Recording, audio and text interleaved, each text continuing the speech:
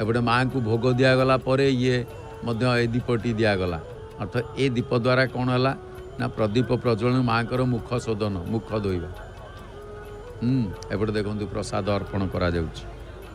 तेणु माँ बाटमंगला शक्ति उपासना आज पुणी रविवार रविवार रे कथा आसी सूर्यंकर पत्नी जे कि संज्ञा और छाया माया कथा आसे छाया माने संतान छाया मार्तंड संभूत जी होउचंती शनिदेव आ शनिदेव को गुरुमा होउचंती माँ पार्वती कारण शनिदेव को गुरु शंकर शनिदेव को गुरु शंकर मुंडियाटे मारुचंती प्रणाम जणाउचंती या देवी सर्वभूतेषु मातृरूपेण संस्थिता नमस्तस्यै नमस्तस्यै नमस्तस्यै नमो नमः नमस्तस्यै नमस्तस्यै नमस्तस्यै नमो नमः।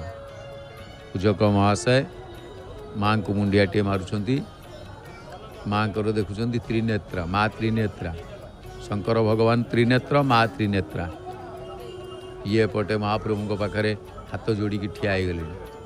आसतु आमे महाप्रभु का आलती दर्शन करवा सुनामधन्या कंठशिल्पी नमिता अग्रवाल भावपूर्ण कंठरे आलती भजन शुणा। जय जगन्नाथ।